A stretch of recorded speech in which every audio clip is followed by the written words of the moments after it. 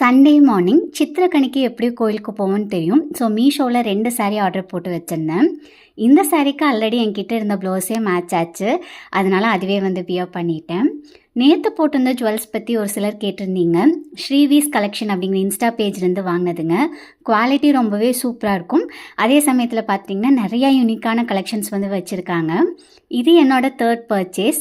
இவங்களோட page details take பண்ணியிருக்கேன். கண்டிப்பாக செக் பண்ணி பாருங்கள். காலையில் எழுந்து கண்ணாடி முகத்தில் முழிச்சதுக்கப்புறம் நல்லபடியாக வீட்டில் பூஜை பண்ணிவிட்டு எல்லாருக்கும் கை நட்டை கொடுத்துருந்தேன்.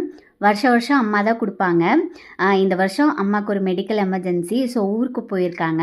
அதனால் நான் கொடுத்துருந்தேன். ப்ரீப்ளீட் பண்ணுறக்கு ஒரு சாரீ கொரியரில் வந்திருந்தது. கோயிலுக்கு போயிட்டு வந்ததையுமே அந்த ஒர்க்கில் இறங்கியாச்சு. அப்புறம் பண்ணிக்கலாம் அப்படின்னா கண்டிப்பாக லேசி ஆயிரும்.